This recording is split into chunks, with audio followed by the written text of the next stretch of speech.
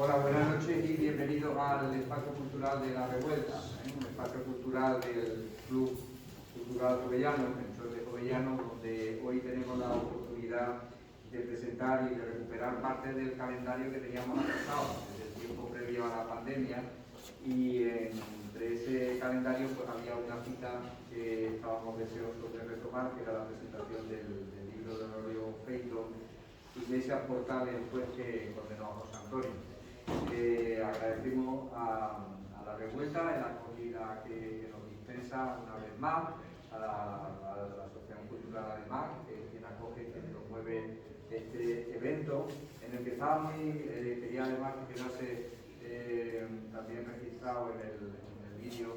Estaba muy interesado José María García de Tuñón, un historiador muy ligado a la casa, también con una amistad extraordinaria con el autor del libro, que había insistido mucho en que no dejáramos pasar el tiempo sin recuperar esa cita que teníamos. Y para introducir esta cita, pues nadie mejor que el profesor Martín Otto, ¿no?, catedrático de Derecho procesal de la Universidad de Sevilla, experto, como el propio área de conocimiento dice, en el procedimiento del que hoy vamos a hablar, no de este solo, sino de toda la arquitectura procedimental del ordenamiento jurídico español e internacional también. Y es un honor contar con este doblete en la tarde del día de hoy, que no es precisamente la más fría de todas las que nos han estado acompañando en estos preliminares. Así que yo le voy a ceder la palabra al profesor Martín Otto. Muchas gracias entonces de nuevo. Al final habrá un coloquio que tú mismo, Pepe, puede también animar, ¿de acuerdo? Así que muchísimas gracias de nuevo, Pepe, tuya la palabra. Gracias.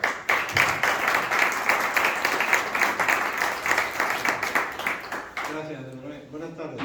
Bueno, en primer lugar, agradecimiento a la institución que nos acoge, ¿no?, al Club Revuelta, y a la asociación además, como no.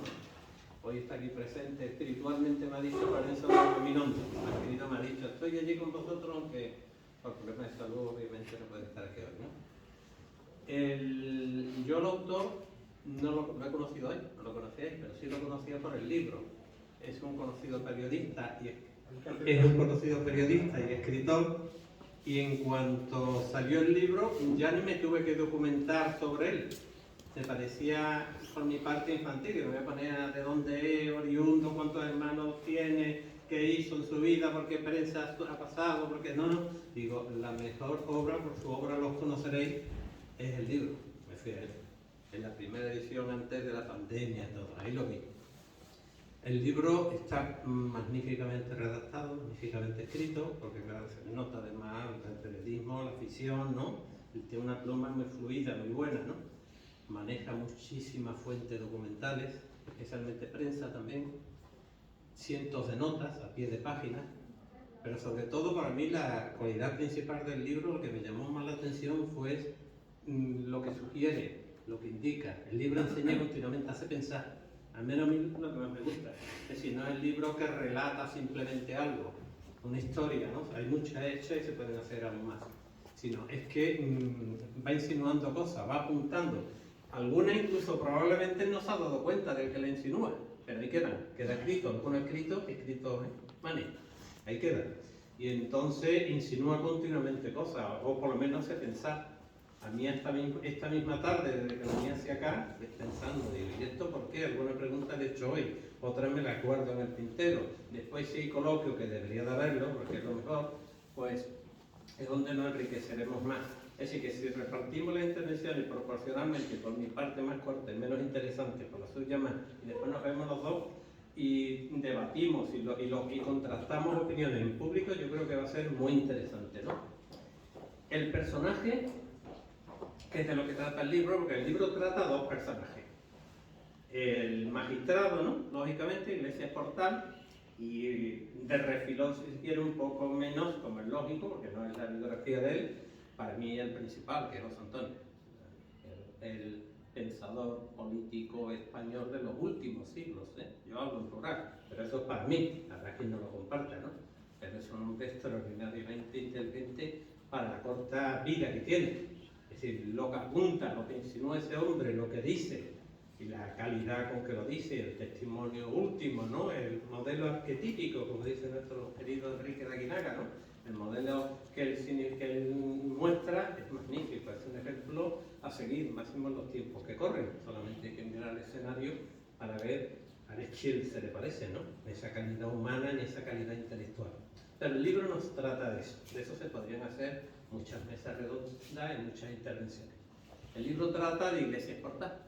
Entonces, una vez que uno lo lee, toma nota, medita, se hace sus preguntas, no puedo evitar mi raíz académica, claro. Es decir, cómo nos hacemos continuamente preguntas, ¿y esto por qué sucede? ¿Y esto, cómo lo describiría usted? ¿Qué opinión tiene usted? Al final es un nombre muy difícil. Iglesia Portal es poliédrico, como dicen algunos cursiles hoy día, pero es muy complicado, es muy difícil. Al final yo no, o pienso mal o no sé lo que es. Es decir, hay en él claramente unas etapas.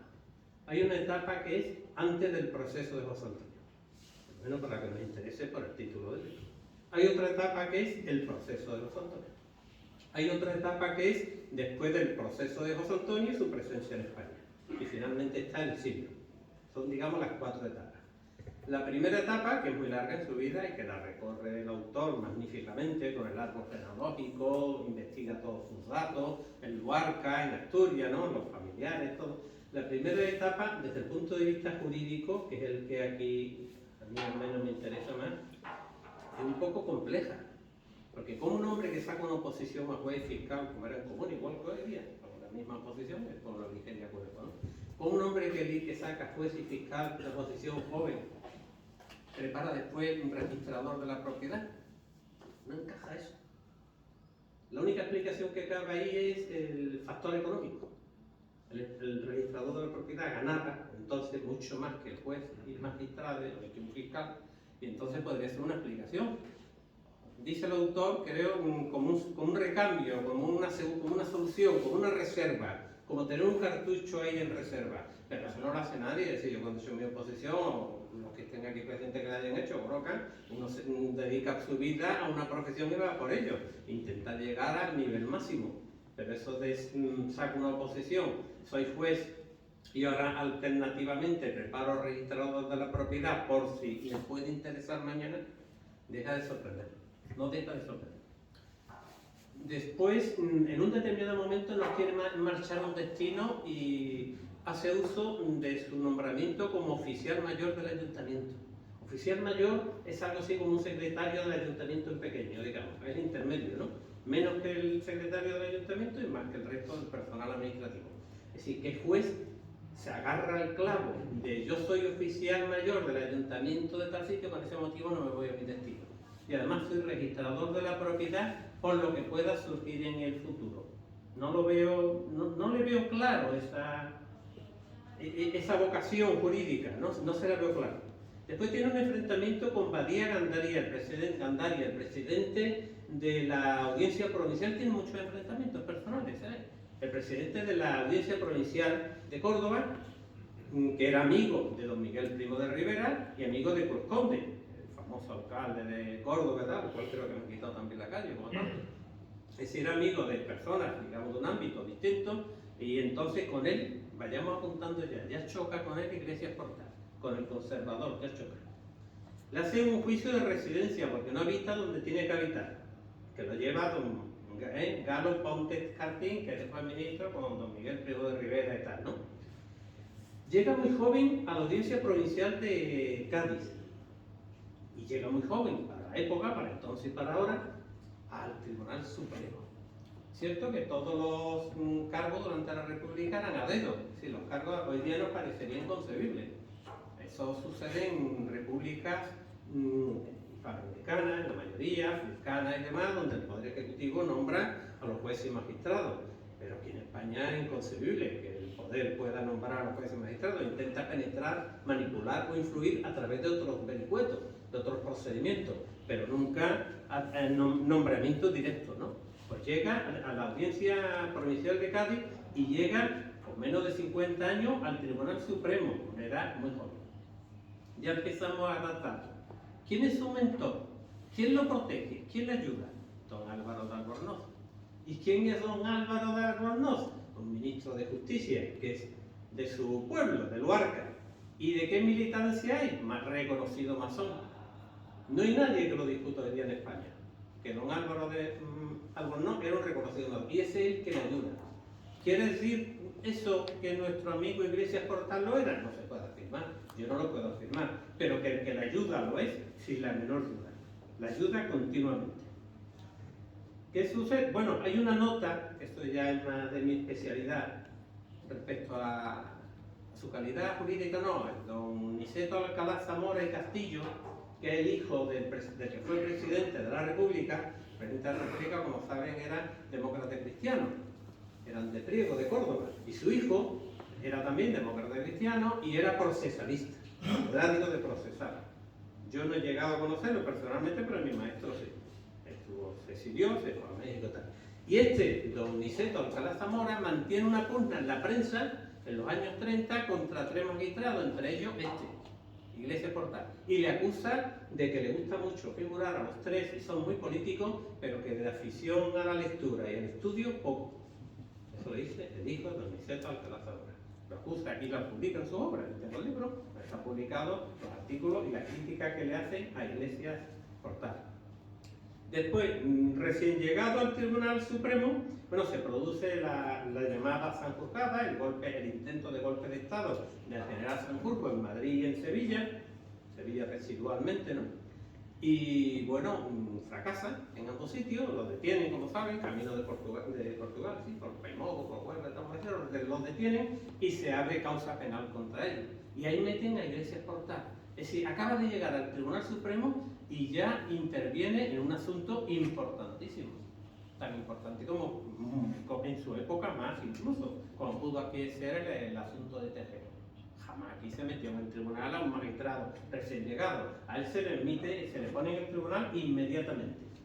En el caso de Sanjurjo, se celebra el proceso, son, como saben, condenados y tal, lo digo para ir con cierta rapidez porque si no me quiero detener lo más importante a mi juicio. ¿No? ¿Qué sucede después? Se produce una catástrofe nacional, ¿no? El asesinato del jefe de la oposición, de Calvo Sotelo. Ya saben que son agentes de Prieto Castro, son el procesalista Indalecio Prieto. Atención al procesalista. Prieto Castro era un procesalista, eran procesalistas. Agentes de Indalecio Prieto, bastante demostrado que tiene una participación decisiva, importante en el asesinato de don José Calvo Sotelo. Y a él lo encargan juez especial del procedimiento. Pero es que el sumario desaparece porque lo roban. Previsible también que lo fueran a robar. Y me pregunto yo, ¿y qué gestiones y qué diligencia ordena practicar el magistrado para que se reconstruya el sumario como ordena la ley de enjuiciamiento criminal? Prácticamente no se hace nada. Sino que al poco tiempo pues, se le nombra en septiembre presidente de la Junta de Inspección de Tribunales de Murcia y después de Albacete. ¿Creen ustedes que un magistrado que está encargado de un acontecimiento tan importante como aquel de la vida de España, que ha sido el asesinato del jefe de la oposición, que tiene que practicar multitud de diligencias, miles de diligencias, tomar declaraciones a cientos de personas, ¿creen ustedes que un hombre como aquel en esos momentos puede abandonar la instrucción de ese sumario que lo han robado y que tendría que ordenar la reconstrucción del sumario y sin hacer nada acepta un cargo de inspección de tribunales en Murcia y en Albacete? A mí me hace también dudar, me hace pensar. Yo aquí no vengo a dogmatizar, vengo a insinuar, me hace pensar. Se me ha olvidado decir, con esto de la rapidez, que cuando el golpe de Sanjurjo fracasado, a uno de los que acusan que han participado en él es a José Antonio Primo de Rivera. José Antonio que está en Francia y que escribe una carta a su amigo Serranzuña, creo que es descalificando el golpe, diciendo que es una payasada, esto no pudiera triunfar, era minoritario, etcétera, ¿no? Y José Antonio tiene un contacto ahí con el magistrado, pues es presumible que sí. Es presumible que José Antonio conociera al magistrado en su declaración, que sería brevísima, si es que la hizo ante el magistrado. Porque cuántas declaraciones durante esos años y después se hacían ante personal del juzgado que no era el presidente del tribunal. Así es toda la vida de la historia de España. Pero aquí en todas partes. Pero ahora vamos a suponer que se hizo como debía de serse. Sería un minuto, José Antonio diría así: yo estaba en Francia, señoría, cuando el golpe de Estado, lo puedo aquí acreditar, he ido por el fallecimiento de una persona, de una familia, está aquí tengo los billetes, el alojamiento, el hotel, tal. Y el magistrado hablaría con José Antonio 2 minutos, pues muy bien, fuera, ya no le imputa.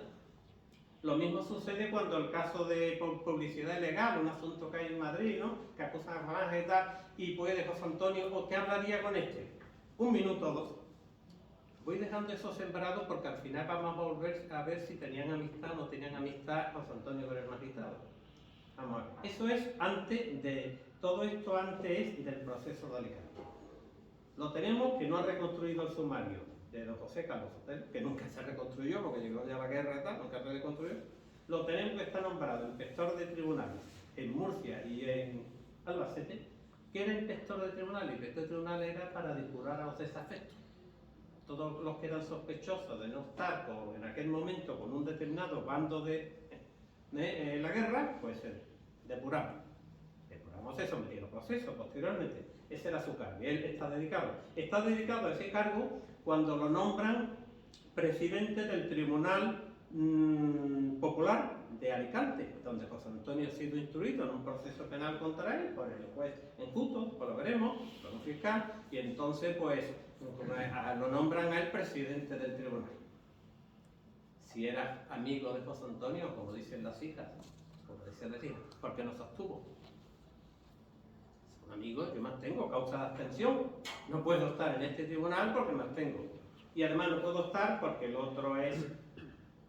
Están todos manchados, todos los del tribunal están manchados. El instructor, el primer magistrado, el segundo magistrado, dos tienen expedientes de masonería, han ingresado en ella, al otro le han fusilado un hijo en Badajoz y le achaca que la muerte del hijo es de los falangistas, con lo cual el acusado a 50, hay 50 fusilados en Alicante antes de llegar a la muerte de José Antonio, 50 fusilados azules. Hay 50 cuando llega. Ese hombre cómico a ser imparcial, con José Antonio. Si él decía que le habían matado a un hijo y él había acusado hasta 50. Después, durante el periodo, se producen hasta 150 muertos, un montón. La zona queda descabezada totalmente en Alicante, ¿no? En los alrededores. Es decir, ¿cómo este hombre se podía haber abstenido? Se podía. ¿Habrán leído ustedes el libro de José L. Sánchez, que escribía, el que llevaba la tribuna de aquí en Sevilla? Estuvo aquí, lo llegué yo a conocer. Este pasillo me estuvo contando la anécdota de la reunión famosa en Valencia, en el Hotel Inglés, cuando hay una reunión y llega Carrillo, el chofer de Carrillo lo mantiene, que yo me acuerdo que le pregunté a José L. Sánchez, ¿esa información se confirmaría? Dice, hombre, en mi pueblo está el hijo del chofer de Carrillo, y Carrillo fue y se reunieron en el Hotel Inglés por la tarde y dieron, mañana este hombre tiene que ser juzgado y condenado. Son órdenes de la comité. Esto ha llegado, es decir, Largo Caballero eran mandados, comparado con los agentes que estaban llegando aquí de Moscú. Eran mandados. Mañana este hombre tiene que ser juzgado y lo antes posible ejecutado. Hay una reunión en Valencia, a la que asiste el juez, un juez instructor muy imparcial, a la que asiste el fiscal, más imparcial aún, a la que asiste Santiago Garrillo, y a la que asiste, parece ser que delegado o conocido o por órdenes de Largo Caballero. ¿Estaba allí el magistrado del presidente del tribunal? Supongo que no. Supongo que no, porque lo que se ha hecho en la instrucción era comenzado el juicio oral. Y hay que, como no tenemos pruebas, no podemos acusar a la Iglesia Portal de algo que probablemente no es. Es suponer que no estuvo. Después, los miembros del tribunal. Los miembros del tribunal, desde luego, no se cumple la regla de que tienen que ser predeterminados por la ley. Los miembros del tribunal están a dos designados. A él lo han designado a dos, han dicho esto. Él está acompañado de dos magistrados. Iglesia Portal en el tribunal tiene dos magistrados que lo acompañan.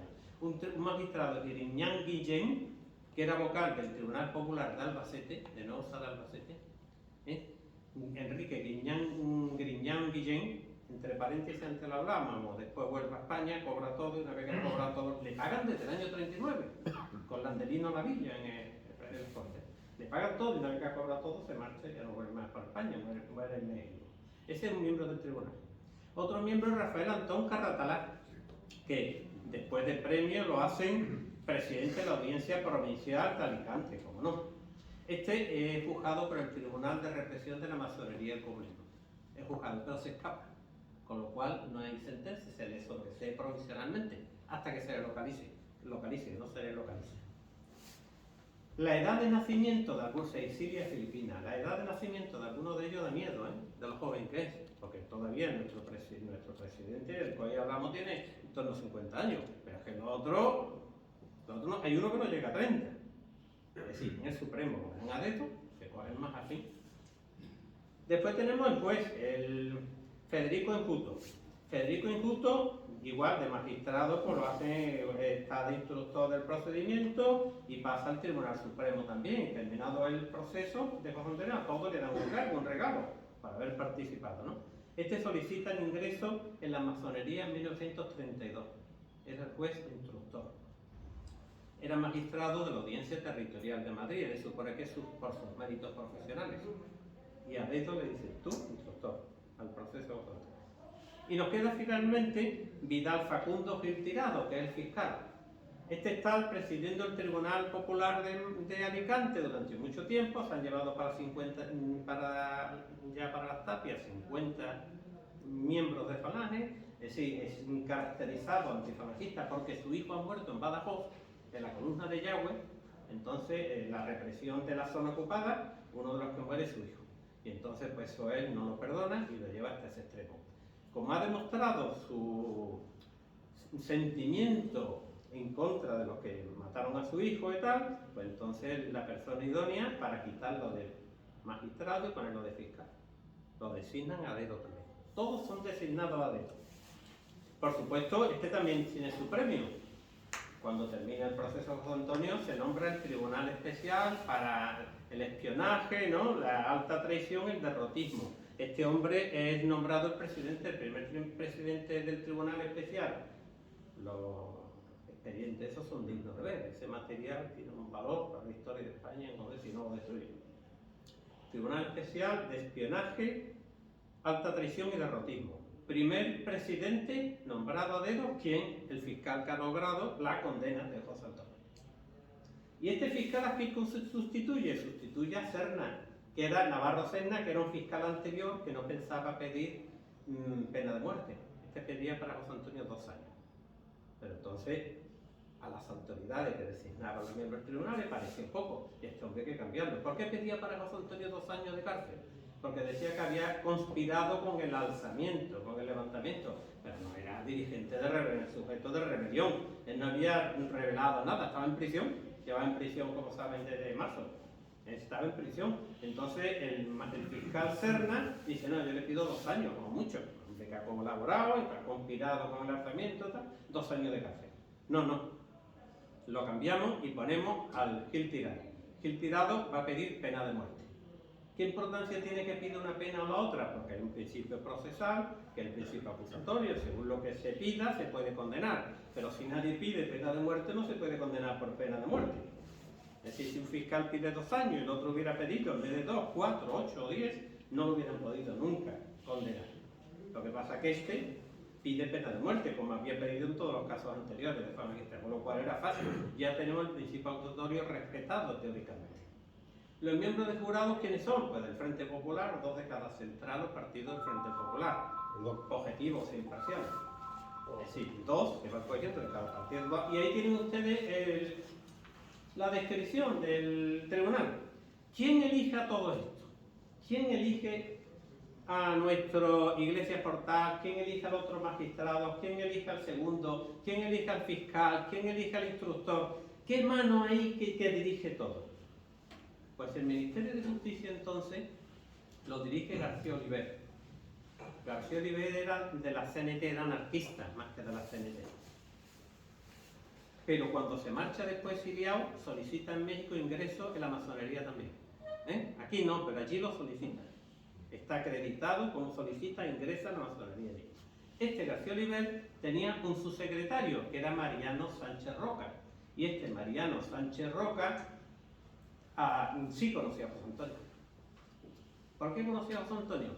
Porque había un chico de Falange de 15 años, por lo tanto era militante, era de los que pululaba alrededor tal. Hay un chico de 15 años que lo asesinan en Madrid y lo asesinan unos militantes de la CNT. Y entonces, concretamente uno, este chico, Jesús Hernández, con 15 años, es de las pocas veces, tal vez la única, en que José Antonio ha hecho de acusador popular. Particular, en este caso, porque hasta aquí en Sevilla dijo que retiraba la acusación contra los que habían matado a los falangistas y tal. Es decir, José Antonio nunca quería ejercitar una acción acusatoria, lo dejaba en manos de la justicia. Sin embargo, en este caso, ante un niño de 15 años, dice, yo acuso la familia, el nombre existe, la acción popular, no había otro entonces, José Antonio no era familiar de ese chico. Y es acusador, digamos, privado, entre comillas, como decía el enjuiciamiento criminal entonces, en defendiendo los intereses de las familias del niño asesinado. Pues el abogado de la otra parte, de la CNT, era Mariano Sánchez Roca. Entonces, Mariano Sánchez Roca defiende a los asesinos del chico.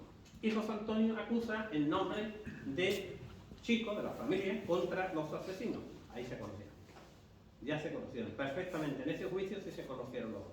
Si es que antes no se habían conocido a través de la prensa, la actuación y demás, ahí se conocieron. Algunos se pueden sorprender, escandalizar. Yo, más que sorprender, a lo mejor duele, ¿no? Que dice, no hay que ver que José Antonio, con el comportamiento que tiene, más adelante veremos, y su relación con el sindicalismo y tal, y precisamente tiene que morir cuando el ministro de Justicia es de la FAI, es un anarquista, y cuando su secretario de Justicia es de la CNT abogado. Pues sí, son las paradojas de la vida.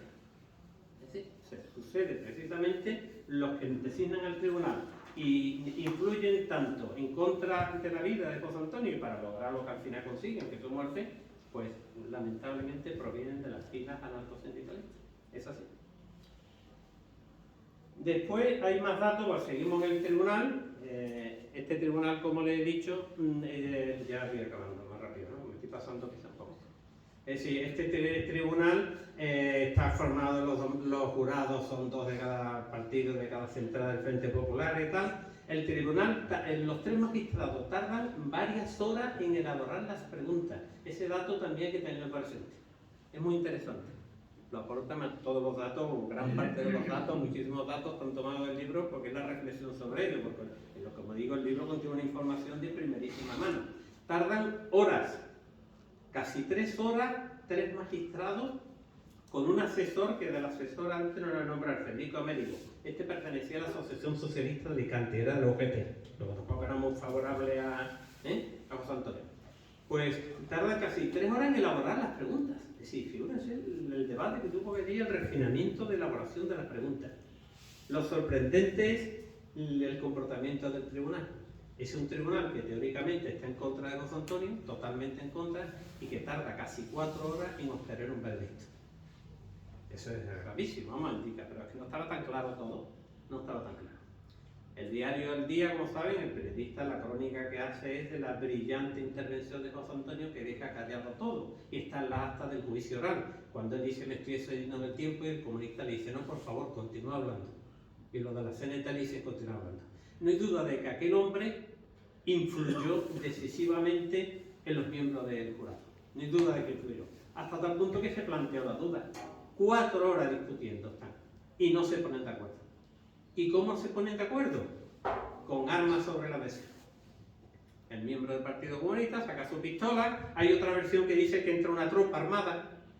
Entran unos pocos, ahí armados, le dice o pena de muerte o no, esta noche no vais vosotros ya ni la luna, que os quedáis todos muertos. Entonces el tribunal cede y por unanimidad da la pena de muerte. Pero ha durado 4 horas el debate. De esa irrupción de gente armada tiene conocimiento todo el mundo. Y es un hecho notorio. Estamos hablando de una sala donde ya la madrugada, donde hay poca gente, donde todo el mundo se está enterando de lo que está pasando. Y ni esta Portal no se enteró. ¿No le dijo a nadie, ni él vio que allí había armas y que habían entrado gente con armas? ¿No se sorprendió de que el tribunal del jurado estuviera debatiendo durante tanto tiempo? Bueno, no pasó nada, porque podía haber anulado las actuaciones desde el punto de vista procesal, ha querido una nulidad de caballo, vamos. Esto es manifiestamente claro, elemental. Aquí ha habido armas, ha ocasionado la voluntad y la libertad de los miembros del jurado. Esto es nulo, yo lo declaro todo nulo. No lo declaro nulo, no hace nada. Termino el proceso. Dice, vuelve el tema después de que son amigos, las hijas, si quieren me anticipo un poco para resumir, dice las hijas de Iniesta Portal, de Iglesia Portal. Es que eran amigos, le pide para que autorice, el gobierno de Franco autorice que vuelvan a España y tal. Eran amigos y cuando terminó el tribunal recordará usted el abrazo que se dieron y tal. Margarita Lario, la mujer de Miguel Primo de Rivera, que está allí sentada como acusada y es cuñada de José Antonio, dice, la abrazó nada, Allí lo que estuve hablando él de pie unos minutos con el presidente del tribunal, lo cual es normal. Él se alegra porque han absuelto, han declarado inocente a su hermano y a su cuñada, se alegra y se levanta y habla con el presidente del tribunal. Hay un momento, unos minutos, dice Margarita Lares, tampoco tiene arreglo ni era el momento de contabilizarlo, pero luego nadie habla de abrazo. Ricardo Gullón, que está presente y habla de la información que abre la Fiscalía General de la República cuando se entera de que tropa armada ha coaccionado al jurado para que condenen a muerte a José Antonio, no hace ninguna referencia a los abrazos. Todos los libros de José Antonio que podría haber leído, que están publicados, nadie hace referencia al abrazo a José Antonio. Lo único que hay es, según su cuñada, la única que se pronuncia sobre el tema, es que en un extremo están allí hablando los dos y es de presumido que estarían hablando. Supongo que el presidente le diría, pues mira, ahora lo que te queda es solicitar, ¿no? Como el telegrama, mandarlo al largo caballero y tal, hacer lo que quieras. Pero no hay nada más. Después volvemos si quieres. Después, Iglesia Portal es nombrado en varias causas, tiene determinados cargos, pero para no entrar en ellos, porque si no me estoy comiendo mucho tiempo. Hasta que llega a ser presidente del Tribunal Central de Espionaje y Alta Traición y Derrotismo. El Tribunal de Traición de Alto Espionaje, al que han nombrado al fiscal, después cesan al fiscal y recompensan así a Iglesia Portal. Y lo hacen presidente de ese tribunal. Ostentando esa presidencia se produce otro hecho muy significativo, que es el famoso proceso del POUM, el Partido Obrero Unificación Marxista, tampoco da tiempo a entrar en ello, donde Andrés Nin, como sabrán, el gerifalte, la cabeza pensante del POUM, es secuestrado y desaparece su cuerpo. Y el tribunal no dice nada. El tribunal no dice nada. Aquí todo el mundo está callado y ciego. Todavía no ha aparecido el cuerpo de Andrés Nin, que tenía mucho interés el Partido Comunista de España, mucho interés Largo Caballero, mucho interés la Comité y mucho interés, por supuesto, por orden de Stalin, de que aquel hombre, aquello había que cortarlo de cabeza. No hay pruebas en el proceso contra el POUM, no hay ningún documento. Ha desaparecido la cabeza principal, lo han secuestrado y nadie sabe dónde está. En el 2021 todavía no sabemos dónde está. ¿Y el tribunal no ordena nulidad de actuaciones de nuevo? ¿Dónde está aquí uno de los acusados que ha desaparecido? Este tiene que aparecer. ¿No se practican diligencias para que acuda? No, no se practica nada. Simplemente ha desaparecido. Pero sí se logra un objetivo, la disolución del POUM, que era la obsesión de Stalin. Todos los grupos trotskistas, todos los grupos que son anticomunistas, versión científica, versión Partido Comunista, tienen que desaparecer. Entonces, ¿cómo lo hacemos desaparecer? Disolviéndolo. Si lo disuelven, son las famosas luchas en Barcelona, de CNT, del Partido Comunista. Entrar en eso ya son muchos detalles. Pero quiero decir el personaje. El personaje no practica diligencias tampoco. Desaparece, se dicta sentencia, las sentencias son, digamos, relativamente suaves, lo más importante era disolver el partido, lo disuelven y se acaba. Llega la guerra, se exilia, termina la guerra, se exilia, se va al extranjero y en México asesora a la República. Es nombrado asesor cobrando de la República. Hasta que llega el momento de volver aquí. Y enlazo con lo que estaba diciendo antes, para no extenderme más. Las hijas le escriben a Miguel Primo de Rivera y a Pilar Primo de Rivera. Les dicen que querrían volver, que tal, que su padre era muy amigo y se llevaba muy bien con José Antonio y tal, y ninguno de los dos se opone. Sobre esto yo podría darle mi opinión personal, pero no viene a cuento. Es decir, ¿por qué no lo hace? La una, porque era muy buena persona. Es decir, le coge ya con cierta edad, era buena persona, su hermano ha muerto, era muy religiosa, entonces bueno, pues perdonamos y tal, y que vuelva, y vuelve. Y vuelve el otro y se queda en Aguilar de la Frontera en su casa y vuelve y tal. Y el otro, el hermano Miguel, pues tampoco hizo nada. Él lo que sí hizo muy bien fue arrodillarse ante don Juan de Borbón y pedirle perdón en nombre del hermano, porque el hermano había insultado a la monarquía. Eso sí lo hizo muy bien. Pero frente a esta pretensión de que vuelva a España, los dos hermanos dicen pues que vuelva. El tema se debate en Consejo de Ministros y tarda mucho tiempo. Franco no lo vería claro. No está todavía anciano, no lo vería claro. Esto es un escándalo. ¿Esto cómo va a ser? ¿Cómo va a volver magistrado del tribunal que presidió el tribunal que me ha condenado a muerte a José Antonio? Y así, vuelve así y ya está. así vuelve. Sí, sí, los familiares lo avalan, como escrito, aquí están los dos familiares, lo avalan que vuelvan.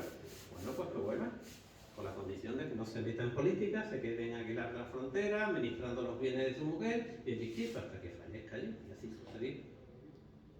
Eran amigos, con independencia de lo que nos diga ahora el autor del libro, mi primer personaje que no eran amigos, no pueden ser amigos, porque no hubo oportunidad, porque no hubo posibilidad, no porque hubiera entre ellos incompatibilidad, probablemente de haberse tratado hubieran sido amigos, pero es que no llegaron a tratarse prácticamente. En los juicios, además la distancia entre un magistrado del Supremo y un abogado. Hay que conocer la distancia hoy día entre un juez normal y un abogado para ver la distancia, cómo sería en los años 30, la distancia en Madrid entre un magistrado del Supremo que llama a José Antonio como testigo acusándolo de que ha participado en el golpe de Sanjurjo. Aquello duraría 2 segundos. Muy bien, váyase fuera, venga otro, que entra. Aquello sería rapidísimamente. Dudo yo que hubiera mucha amistad. Y en el otro proceso que hay por propaganda ilícita y demás de Blanque, dudo que hubiera tiempo para hablar más. Es decir, amistad no hay ahí, habría conocimiento. Ahora los familiares no se oponen a que vuelvan, las hijas, como buenas hijas, pues defienden el retorno de su padre a España y el Consejo de Ministros discute mucho el tema, pero al final autoriza, y le dan el visto bueno y vuelven, y ahí está. Ese es nuestro personaje. Son etapas diferentes, como verán. Yo he dejado sembrado algunas cuestiones y dudas y tal. Ahora oiremos con mucho gusto al autor de la obra, que Honorio Feito es el que ahora nos puede ilustrar, y después incluso si quiere pues podemos matizar algunas afirmaciones que hayamos hecho movidos por la precipitación y por la escasez de tiempo. Muchas gracias.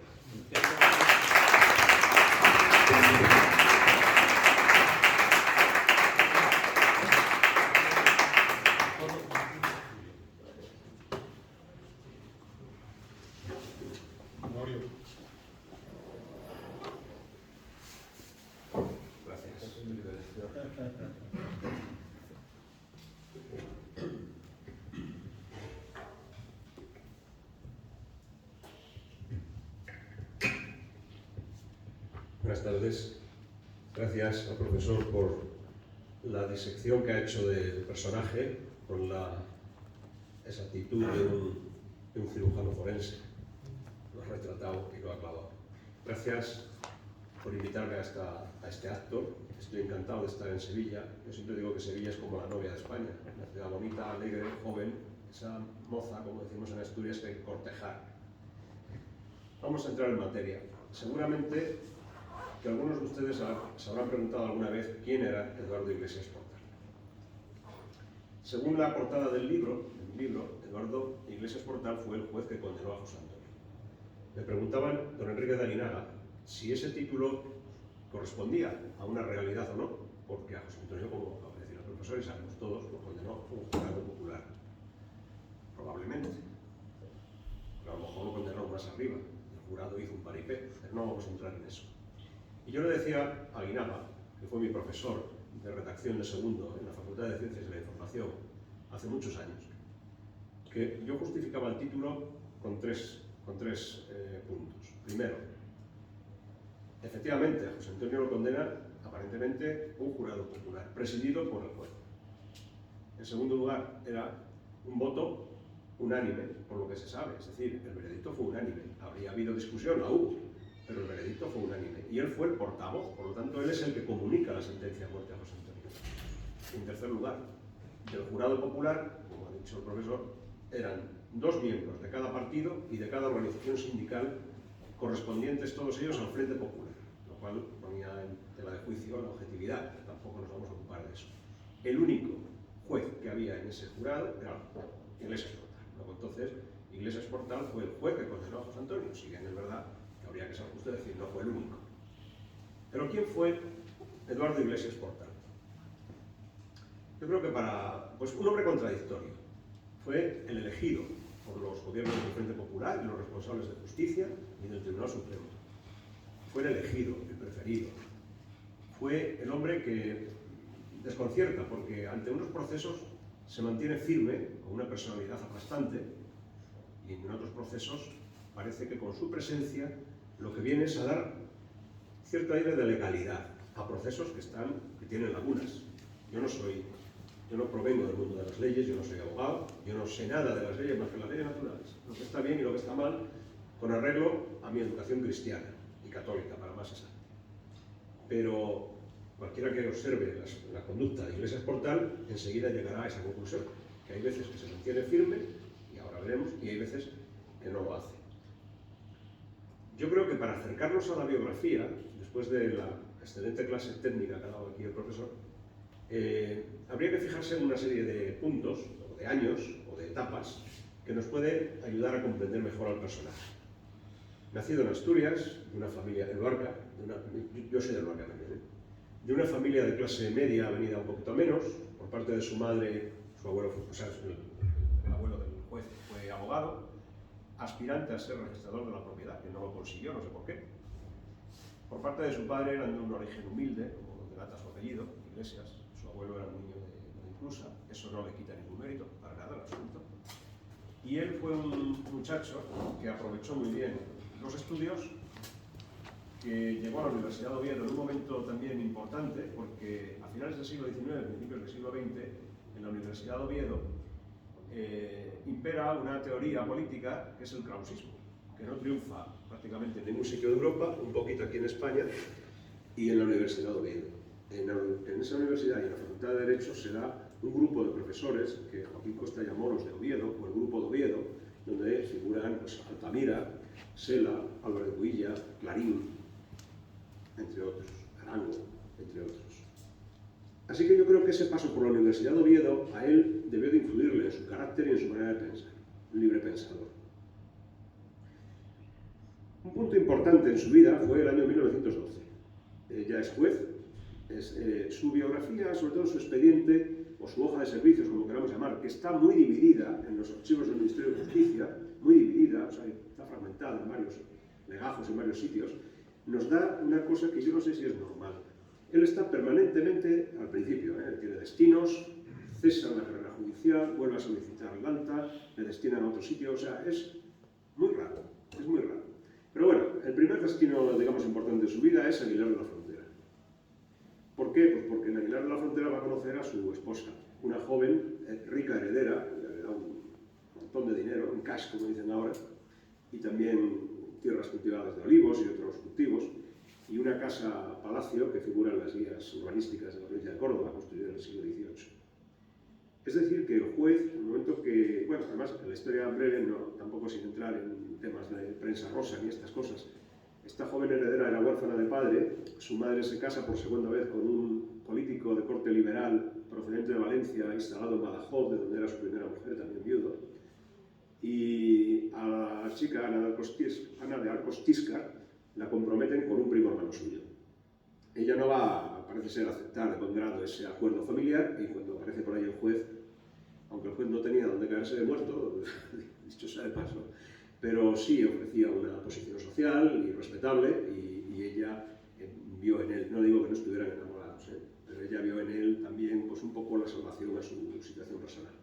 Y de hecho fue un matrimonio que, bueno, pues a pesar de todo lo que vivieron, se mantuvieron inalterables, tuvieron 4 hijos, 3 mujeres y un hombre, y vivieron, vamos, o sea, separados por el tema del exilio, pero no tengo noticia. Y él se integró muy bien en ese ambiente cordobés, una persona de Luarca. En Luarca no hay un olivo ni en fotografía, y de repente pues viene a Córdoba, donde hay unas extensiones de olivos, y él participa. Y no solamente participa, y con vinos, y se presentan a concursos locales con productos que llevaban el nombre de Covadonga, o sea, él no dejó su ambiente estudiar. Bien, el segundo punto de su biografía sería 1915, que es cuando obtiene el título de registrador de la propiedad. Y 2 años más tarde, a mí me dicen sus nietos que era efectivamente una jugada, un plan B, por si acaso. Pero, ¿por si acaso qué? ¿Por si acaso qué? Probablemente era una cuestión económica. El juez no solamente debería de tener una buena posición social, sino que debería también llenar la caja, que es lógico, porque eso es... Bueno, la segunda parte es que le mandan a Puerto Cabras, en Canarias, o le destinan allí, y entonces utiliza la estrategia, en una de esas fases en las que está de excedente, le nombran oficial mayor del Ayuntamiento de Aguilar de la Frontera para que el tribunal decida que es incompatible con el cargo de registrador de la propiedad y le den una excedencia indefinida como tal, y que se sepa nunca más volver a reclamar ese cargo. El primer punto punto importante de su actuación ya profesional fue en 1924, el 12 de abril, sábado santo, cuando el tren expreso de Andalucía, a su llegada a Córdoba, el mozo que tiene que recoger las sacas de correos acude al coche correo y nadie le abre la puerta. Él alerta a las autoridades, no sé cuál es el procedimiento a seguir, supongo que avisaría a la oficina avisaría a la Guardia Civil, porque estamos hablando de un tema del Tesoro, y con la llave maestra y la presencia de las autoridades abrieron la puerta y se encontraron en la escena. Habían sido asesinados los dos oficiales que viajaban en el vagón. Este suceso conmovió mucho a la sociedad española, porque ya teníamos la dictadura de Primo de Rivera. A veces cuando utilizamos las palabras, y esto es algo que ha deformado la izquierda, pero es que yo lo digo así de claro porque es así, estigmatizan los términos y te hacen creer algo mal, te llaman fascista, como si aquello fuese para, no sé, pues estigmatizan todo. Entonces cuando se habla de dictadura, parece que uno tiene como 30 tipos con una metralleta detrás. La dictadura de Primo de Rivera llegó al gobierno, aparte de los chanchullos, con el propósito de sosegar los ánimos, porque había mucha delincuencia en España, porque había una crisis con los gobiernos de la Restauración, porque había una depresión general en la sociedad española, que habíamos soportado la pérdida de los últimos territorios que nos quedaban en América y en Filipinas, porque estábamos sufriendo las consecuencias de la guerra de África, es decir, una sociedad deprimida. Así es que este suceso del expreso de Andalucía conmocionó a la sociedad española. Iglesias Portal era titular del juzgado de la izquierda, que se llamaba así, curiosamente, en Córdoba, e inicia los trámites, las diligencias para instruir el sumario. Lo hace bien, hasta cierto punto, manda a aislar el vagón, hace las inspecciones oculares, es decir, él hace su trabajo. Es un sábado, sábado santo. El domingo se reúne el directorio militar, el domingo día 13, se reúne el directorio militar con carácter de urgencia, en Madrid, para confeccionar un real decreto con 3-4 artículos, creo. Resumiendo, lo que vienen a aprobar es que todos los atentados contra empleados públicos, personajes de banca o gente que maneje dinero o joyas o el tesoro, se van a llevar por el procedimiento militar y no por el ordinario. Ese es el primer punto, el más interesante. Luego dice que el que actúe intentando dar un golpe y no lo consiga, es decir, en vez de quedar en grado de tentativa, se le aplicarán las mismas penas que si lo hubiera consumado. Es decir, endurecen de alguna manera para que los delincuentes sepan a qué se van a enfrentar. Bueno, esto se va a publicar en la Gaceta de Madrid, que es el Boletín Oficial del Estado, el lunes siguiente, el lunes 14. Se supone que el juez, en este caso, debería entregar sus diligencias a la autoridad militar. Pero Iglesias Portal no lo va a hacer. No lo va a hacer. Y no lo va a hacer no un día, ni dos, ni tres, porque se haya despistado, porque se haga un poco el sueco. No lo va a hacer durante 16 días. Es decir, se establece un pulso entre el juez y el gobierno, que si de verdad aquello fuese una dictadura, yo creo que ni se le hubiera pasado por la cabeza. Pero se establece un pulso, hasta que finalmente, presionado por todas las instituciones, 16 días después, entrega sus diligencias a la autoridad militar.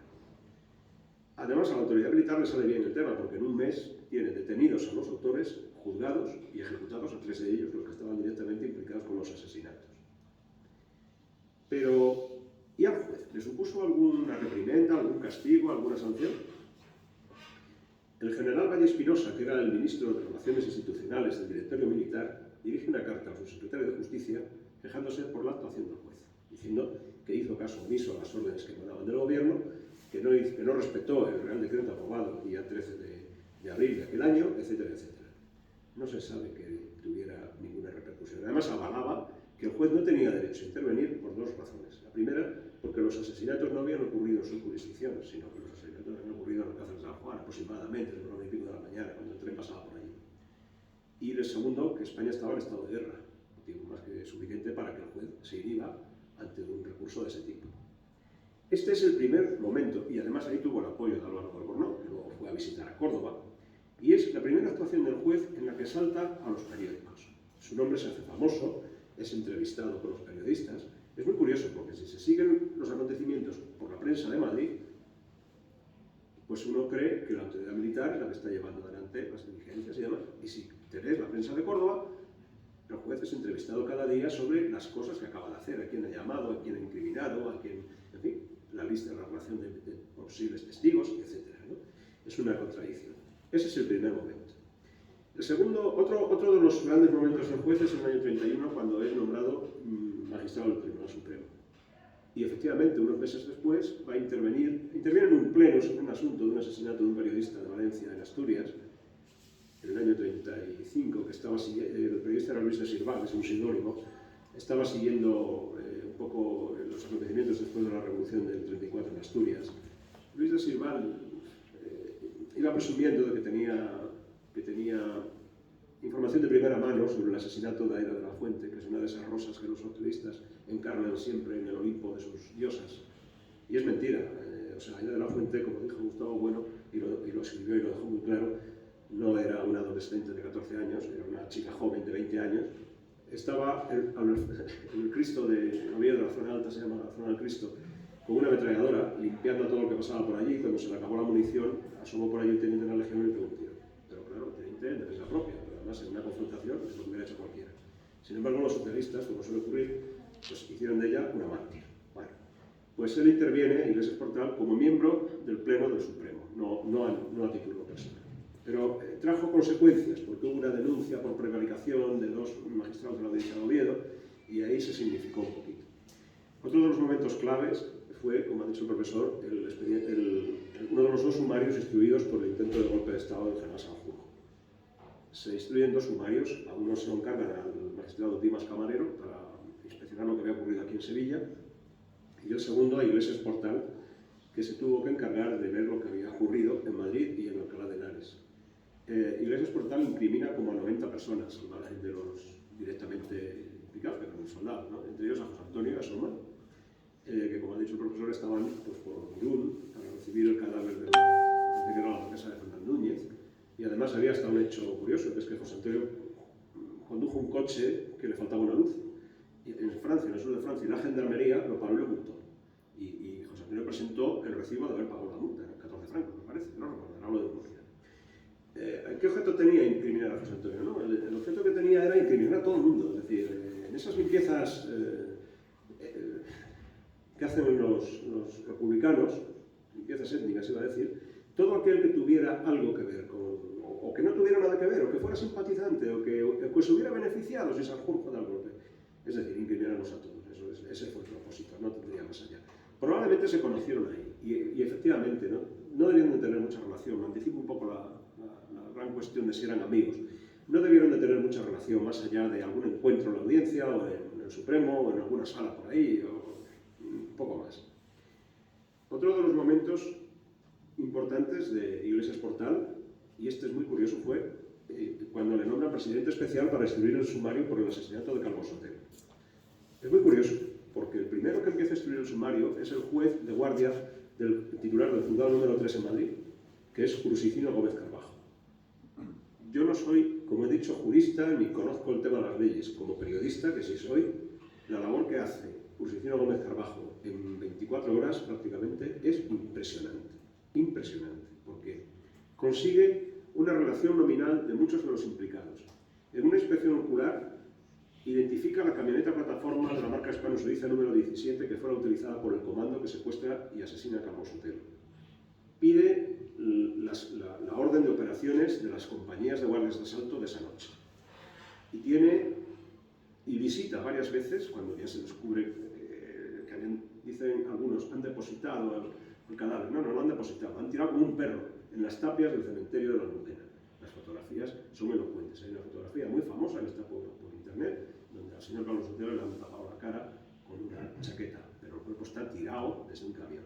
Y hay 1000 versiones todavía. Hace poco, casi cuando el libro estaba en máquinas, hace 3 años, el exalcalde de La Coruña, que no es de los peores, publicó también otra historia. Siempre hay alguna historia fantasmal para dispersar un poco y desconcentrar un poquito las cosas.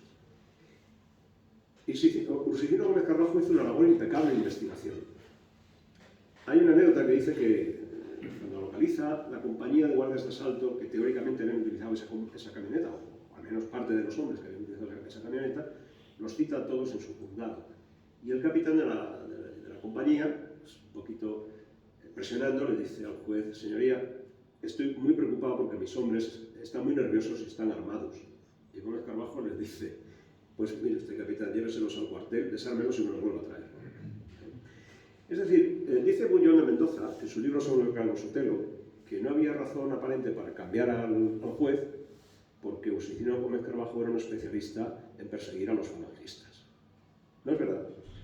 Usicino Gómez Carbajo ejecuta una orden superior cuando manda cerrar las sedes de Falange. Y una anécdota que yo no cuento en el libro porque me enteré después. Usicino Gómez Carbajo, por unos precintos que se habían roto en una de las sedes, no me acuerdo ahora mismo la calle, los cita a declarar a la cúpula de Falange, José Antonio I. Y cuando están esperando para ser interrogados, están en una sala, uno de ellos, no voy a decir el nombre, se asoma por la ventana y se da cuenta que las ventanas están abiertas y que están a nivel de calle. Y le dice a José Antonio, oye, José Antonio, si abrimos ahí nos vamos todos de aquí, y después se queda tres esperando. Y José Antonio le dijo, no, el juez ha sido un caballero con nosotros porque nos podía haber mandado ingresar en una celda hasta tomarnos declaración y nos ha permitido estar aquí con cierta libertad de movimientos y estar juntos, así que nos vamos a jugar. Es decir, que Usicino Gómez Carbajo no era antifalangista, era un juez que le tocaba hacer su papel, es decir, lo que le mandaba la autoridad. Bueno, no se sabe por qué cambian a Usicino Gómez Carbajo y entra Iglesias Portal. ¿Y qué ocurre con Iglesias Portal?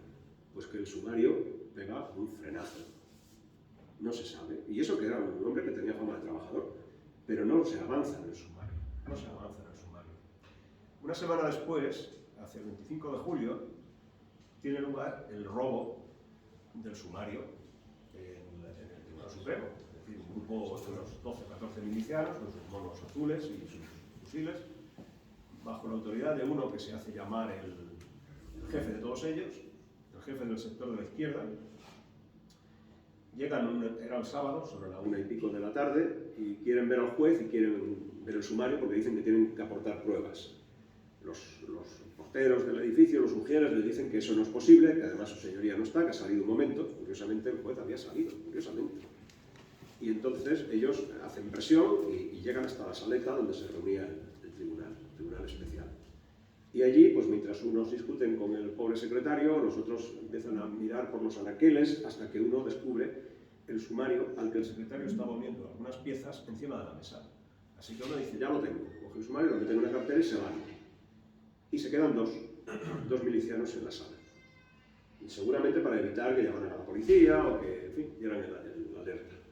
Pues unos 3/4 de hora más tarde aparece Iglesias Portal por ahí. Y cuando entra, el portero le dice, señoría, ha pasado esto. Parece ser que él llega a la puerta de la saleta, coge el picaporte, lo baja, abre un poquito, y al abrir un poquito, el secretario le avisa, señoría, no entre, que me tienen secuestrado. Y uno de los milicianos sale detrás de él, accionando el fusil, parece ser, pero no sabemos de qué manera. Y el juez cierra y echa a correr por el pasillo, hasta que se cruza con un guardaespaldas, que se llamaba Quirós, que saca su arma parlamentaria y le dice, ¿qué pasa, señoría? Pues pasa esto, me están persiguiendo. Y el miliciano, al ver al guardaespaldas con la pistola, y seguramente con toda la pistola, pues el guardaespaldas se dio la vuelta, llamó a su amigo y se fueron los dos. Nunca más se supo. O sea, extraño. Un caso extraño. Decía el profesor que si había tenido repercusión, cómo había vuelto a elaborar el sumario. A mí me han dicho los nietos, uno de ellos es el magistrado de la Audiencia de Madrid, que su abuelo era de los primeros que empezaron a utilizar la máquina de escribir.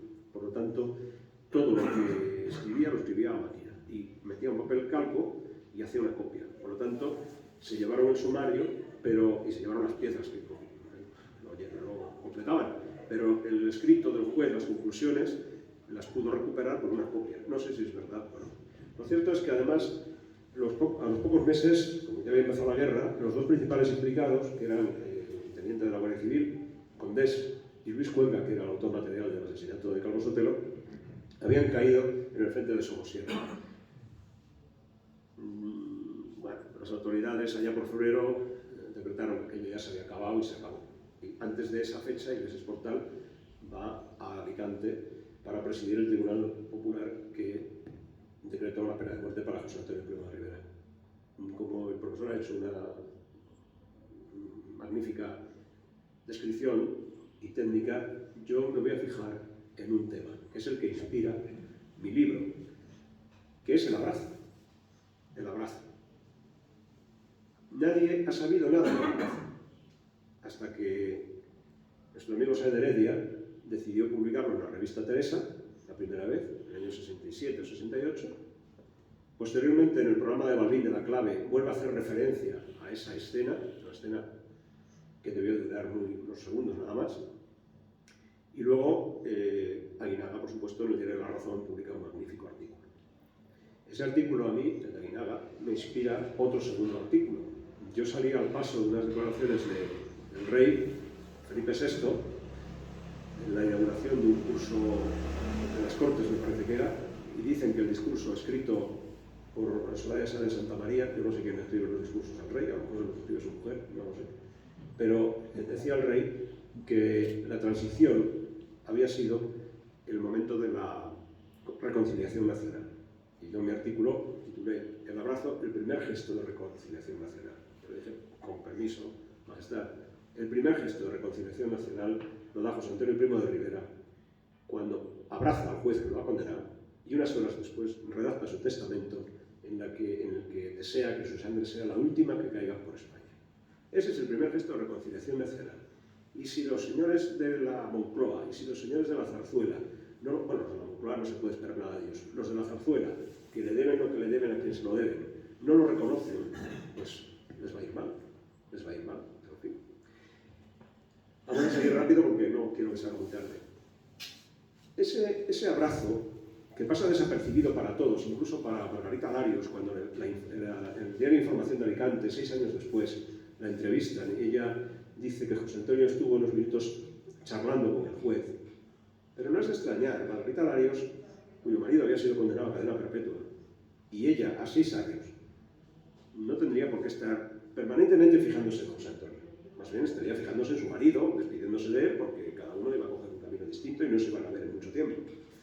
O sea que es fácil que se le haya pasado, que se le haya escapado el tema del abrazo. Lo revelan las hijas del juez, como hemos dicho, en una carta que en el año 55 dirigen a Miguel Primo de Rivera, embajador de España en Londres, pidiendo ayuda para que su padre pueda volver a España. Otro momento, y es el último de las cinco grandes actuaciones del juez, es el del POUN, como ha dicho el profesor, el juicio al POUN. En mayo del 37, Barcelona se organiza la guerra dentro de la guerra, cuando los comunistas del POUN, que no son los buenos, comunistas bueno no hay ninguno, o sea, son los otros comunistas.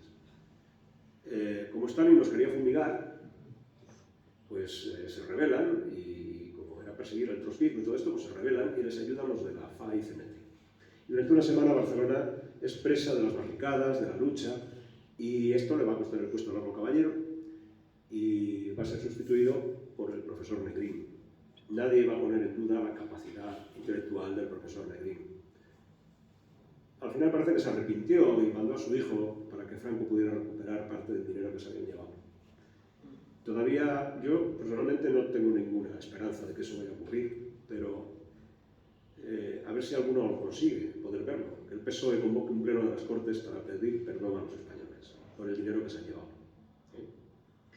Pues bien, el juicio al POUN se va a celebrar 14 meses después de haber apaciguado la zona, después de que Negrín entra en el gobierno, mete muchos guardias de asalto para controlar la situación, empieza las pesquisas para detener a la cúpula del POUN y los detiene. Andreu Nin desaparece, Andrés Nin desaparece, entre la policía soviética, el NKVD, que era la antigua KGB, y la policía española, que se inhibe ante la responsabilidad, y todavía hoy no se sabe dónde está, aunque algunos aseguran que está enterrado en el Pardo, otros que se encontrará en Henares, no se sabe. Cuando se va a celebrar el juicio, según cuenta uno de los miembros del POUN, Pedro Pajés, que tiene un seudónimo, parece que es Luis Blanco. Y es muy curioso porque el seudónimo era un personaje de una novela que escribió y que por lo visto la novela era tan mala que la quemó. Y lo único que guardó la novela fue el nombre del protagonista que él utilizó como seudónimo. Pues este hombre cuenta que en los previos al juicio que se fue a celebrar, en el año 38, Negrín, cumpliendo órdenes de Moscú, de Stalin, quería sí o sí la pena de muerte para todos los implicados del pueblo. La pasionaria, cuyo calificativo me voy a reservar porque hay señoras, alardeaba diciendo que era preferible que murieran 10 inocentes a que se escapara un solo culpable. O sea, la equidad de la justicia de ella era más que evidente. Bien, la exigencia era pena de muerte.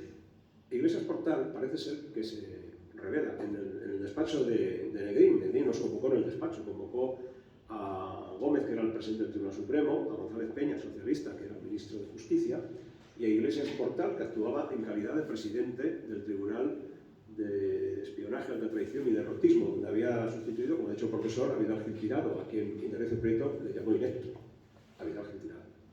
Pues en esa calidad de presidente de ese tribunal estaba Iglesias Portal, y parece ser que Iglesias Portal se negó rotundamente a aplicar la pena de muerte.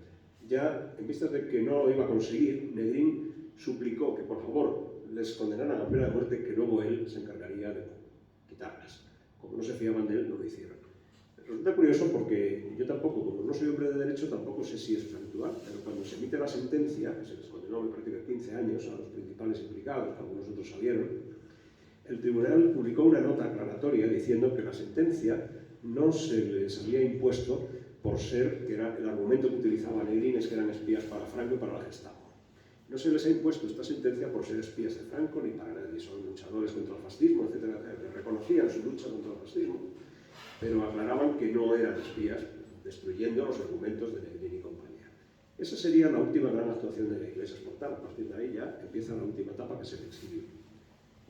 Bueno, es muy curioso porque él se va a Francia.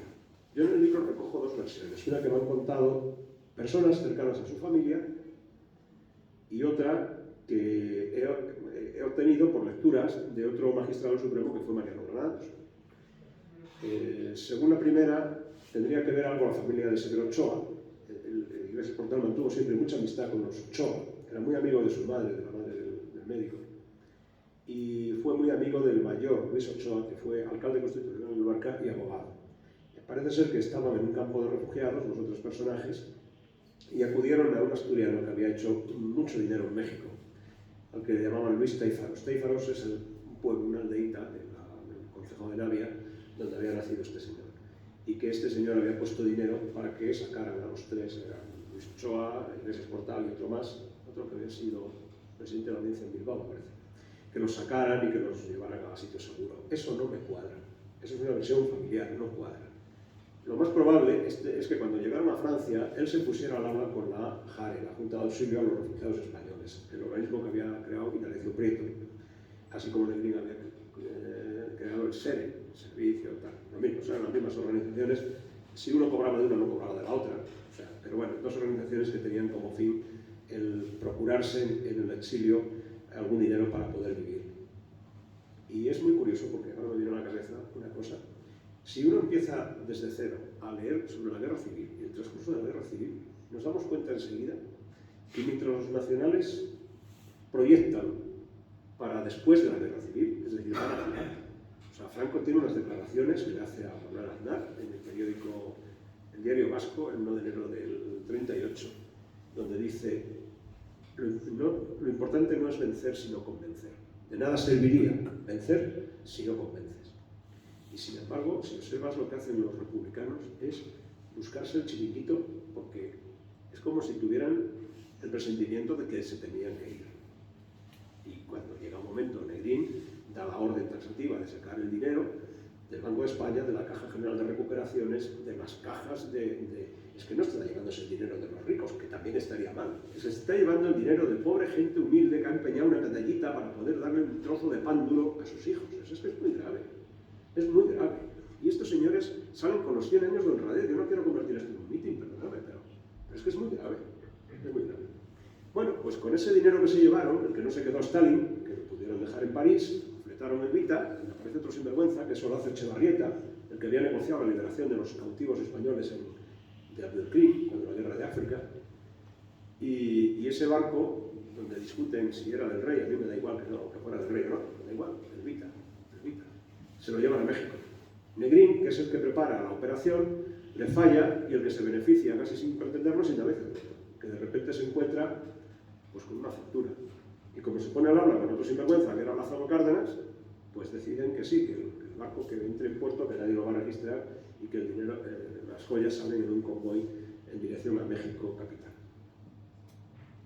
Hasta que los propios mexicanos dan la voz alerta porque empiezan a fundir monedas de colecciones de numismática únicas en el mundo.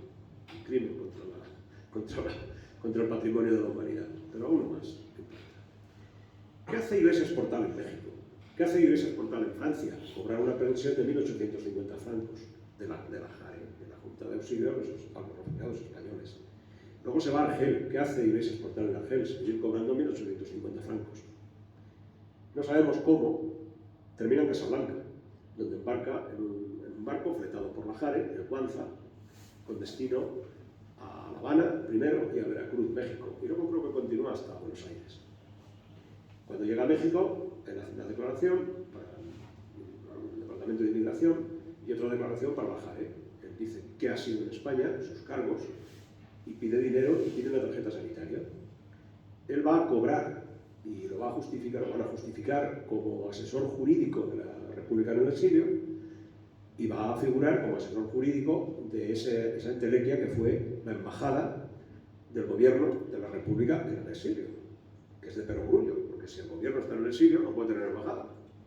O sea, una embajada en la que no te firman un visado, porque no pueden.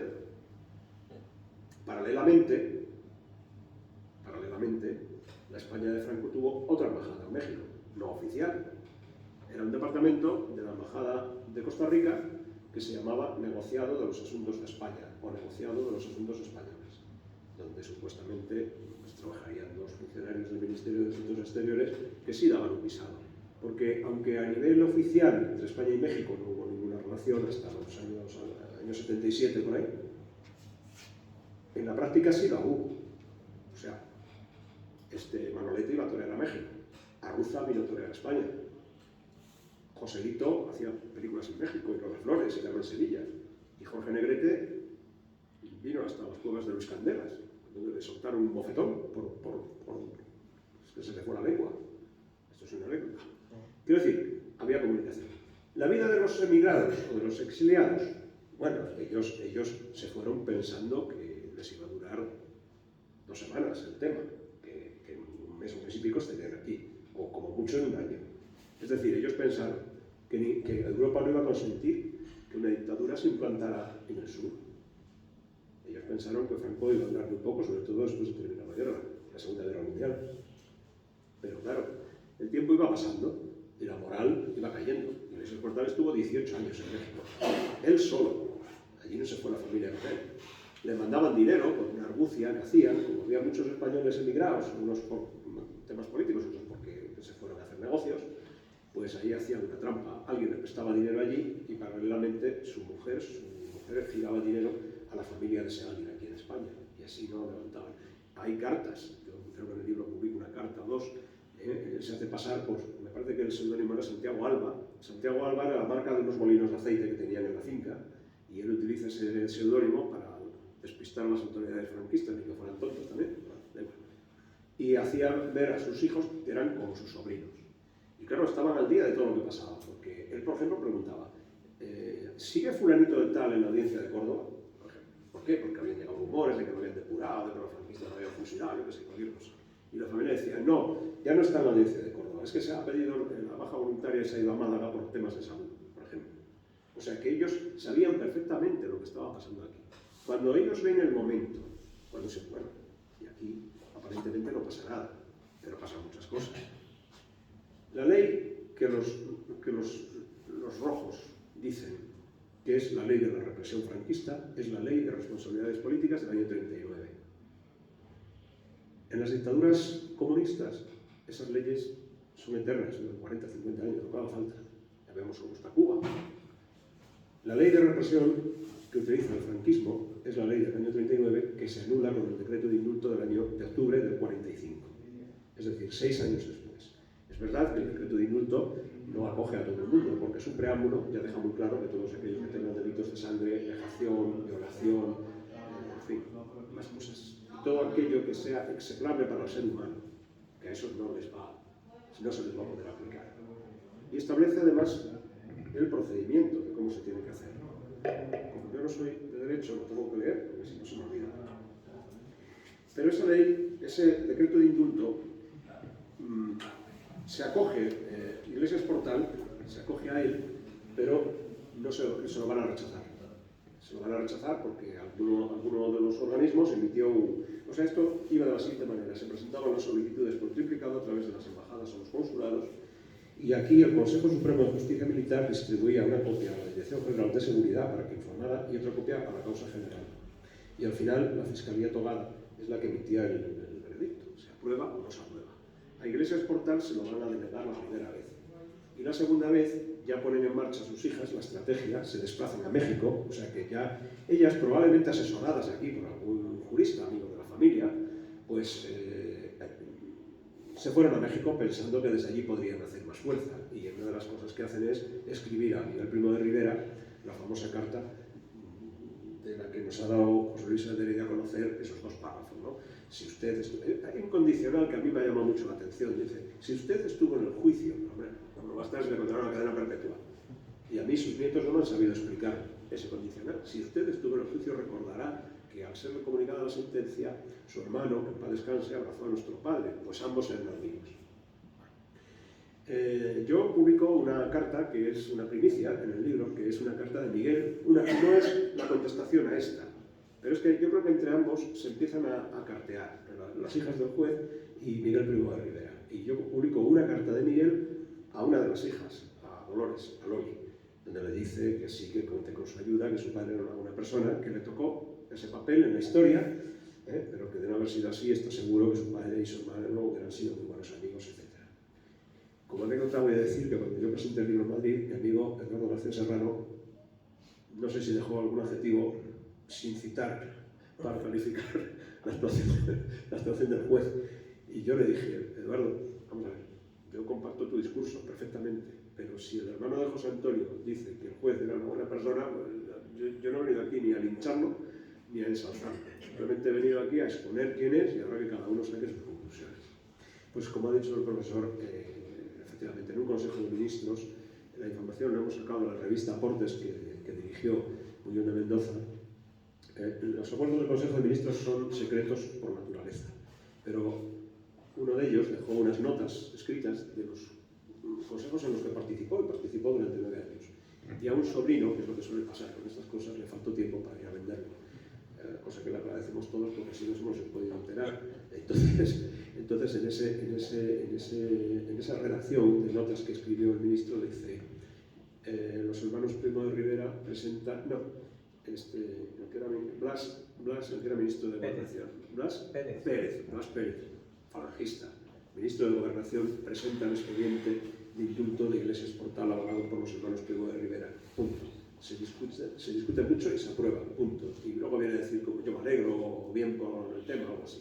Y efectivamente, yo no he podido encontrar en el Boletín Oficial del Estado la reseña de ese punto aprobado en el Consejo de Ministros. Tal vez no exista, tal vez nunca se publicó en el boletín. Pero sí hemos encontrado el telegrama que se dirige a los responsables de la frontera en Canfranc diciendo que Iglesias Portal, el magistrado Iglesias Portal, el Tribunal Supremo, tiene permiso de entrada sin retorno en España. Ahora queda una laguna. O sea, ya viene a España, se va a vivir a la frontera, va a vivir 10 años, lo que Dios quiere que viva, nadie se va a meter con él. Sus nietos me dicen que nadie le fue a increpar. Y digo, ¿qué pasa? ¿Que no hay falangistas en Navidad? Y dice, sí, pero nadie se metió con él. Perfecto. Ahora bien, ¿realmente él viene tal cual y la policía franquista no lo entrevista? No le dice, señoría, siéntese ahí, venga, usted va a entrar, no le va a pasar nada, pero cuénteme. A ver, porque, por ejemplo, el Tribunal Central de Espionaje, Alta Traición y Derrotismo es un fantasma. Yo no he podido dar con él. En el Tribunal Supremo, cuando lo mencioné, las señoritas que hay en un archivo se empezaron a reír. Y yo no sabía si se estaban riendo, porque yo era un cándido haciendo esa pregunta, y hasta que me dice una, no, es que no suena muy bien esa palabra, pero no sabemos nada de eso. Barcelona. Sí, seguramente. Estaría en el archivo de la memoria histórica y se lo habrán llevado. No, está en Barcelona. Ah, está en Barcelona. No está en Madrid. Bueno. Pues será conveniente verlo. Bueno, vamos a encontrar más de lo mismo, depuraciones ideológicas con tubo. Esta gente no anda con bromas. Bueno, pues nada, yo hasta aquí puedo llegar, es que no quiero ni saber más. Hasta aquí puedo llegar. No, es mentira, puedo seguir. Voy a ir.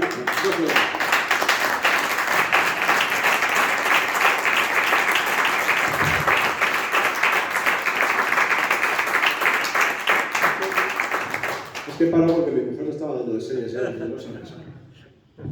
Oye, Honorio, qué interesante todo, descubrir y enfrentarse a este personaje, sobre todo por su vicisitud, la que tiene, que es singularísima, porque con todos los represaliados que hubo tantos pobrecitos como desgraciadamente en tantos pueblos, yo soy de Osuna, tanta gente que se llevaron por delante el huracán de la guerra civil, tanta devolución. Yo pertenezco a una familia que 12 miembros fueron asesinados, 12 entre primos y tíos, 12. Es decir, que cada uno cuenta la historia de cómo le va, pero este señor tuvo una suerte con quebrado.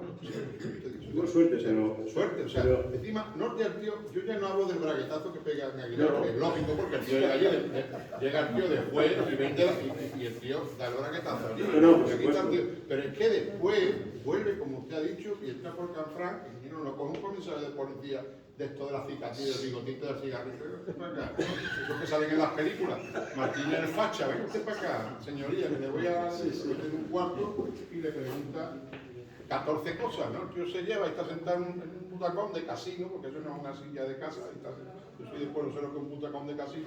Ahí está el tío sentado. Esa foto es en México. Esa foto es en Pendiente, México. en México, fíjate, allí cobrando de la pastora. Sí. En fin, es un personaje, yo no conozco a García Serrano, pero luego a mí me parece vomitivo esta pobre Bueno, criatura. Para descansar en su familia, con sus nietos, el con su juez- deudo, pero vamos.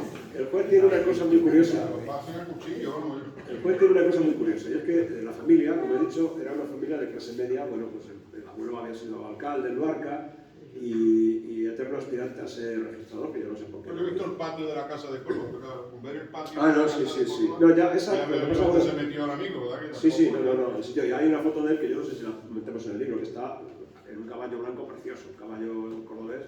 Pues Santiago, ¿no? Pero quiero decir, él tenía un hermano sacerdote, que fue una gran persona, y al principio de la guerra, un grupo de milicianos de estos le raptó y le pegaron una paliza que no lo mataron de milagro.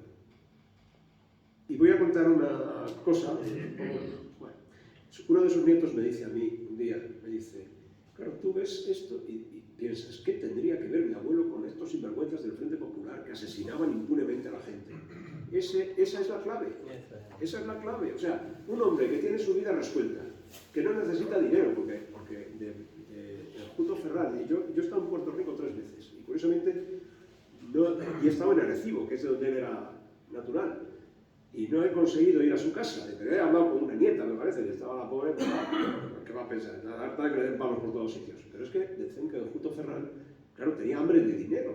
O sea, uno puede entender que la debilidad humana, digas, oye, pues la gente que va a Telecinco a contar su vida íntima y no les importa, no tienen pudor por 3 duros, pues dices, oye, pues uno de estos se mete en este proceso contra José Antonio, contra el que sea, para llevarse dinero y mejorar su posición, se supone.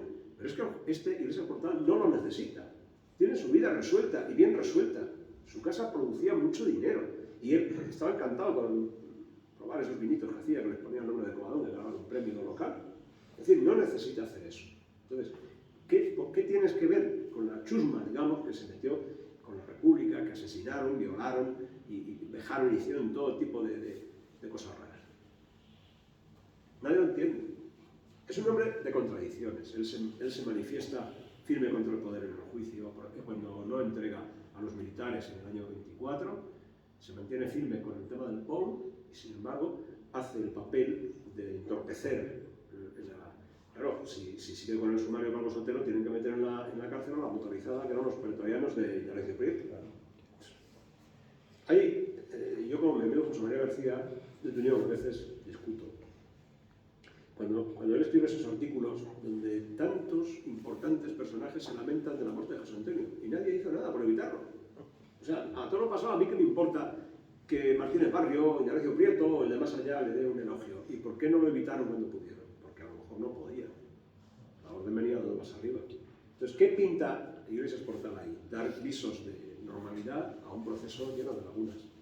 Esa es mi opinión. ¿Me permite que te haga, en primer lugar, felicitarte porque da gusto? Muy ameno, muy entretenido, ¿no? Yo creo que todos lo hemos pasado muy bien, ¿no? Pero hay una clave, sin intentar dar una respuesta a esa, el poliédrico, variado, hombre especial, que vuelve. El noviazgo dura muy poco, es muy corto. El noviazgo en Aguilar, en aquellos tiempos los noviazgos duraban mucho, pero en este caso el noviazgo dura poquísimo. Ella Parece que se huérfana, arrepiente. ella huérfana. Sí, huérfana y como le iban a casar con otro, pero vamos, no es Está criada y problema. todo. Quiero decir que no tú tienes la idea clara, no tú tienes la idea clara y dices, voy a poner, pero mi pregunta es, sí, haces tu negocio ahí, ¿no? Y bueno, y sigue después órdenes, tal vez de Álvaro de Albornoz, esa es la explicación de por qué actúa así, de esa manera, no sé si consciente o inconscientemente, coordinado con la masonería. No sé si, supongo que inconscientemente, porque no tengo las pruebas de lo contrario. Pero mi pregunta es, cuando vuelve, ni allí en México, donde estuvo todo el tiempo que has dicho, ni aquí, no ha escrito una sola carta, ni un renglón, ni un comentario. Hay una anotación al frente, ya está, que son escasas. No ha escrito nada, aunque sea para engañarnos, para engañar a los españoles, para lavar su conciencia. No ha hecho absolutamente nada. Un hombre que teóricamente es un intelectual, es un magistrado del Supremo y no escribe ni una sola palabra. Se calla, se dedica a sus olivos, sus caballos, sus cosas, hasta que muere. ¿Qué explicación le das? Yo sigo diciendo que es un hombre lleno de contradicciones. Vamos a ver, si fuéramos malos, empezaríamos a conjeturar las fechas de la boda con el nacimiento del primer hijo, pero no, yo no voy por ahí, no voy por ahí, porque ya, voy a ser muy malo, no voy por ahí. A ver, me dicen sus nietos, mis abuelos cuando se casaron todavía se llamaban usted. Claro, pero que llega, no me acuerdo ahora mismo el mes, en el año 12, y casi no pasa un año y ya se han casado. Yo creo que para ella fue una salvación, es decir, a ella le tenían preparada una encerrona familiar y peligraba su patrimonio. Y probablemente ella lo que encontró ahí fue la figura del juez, este pobre que llega a Córdoba.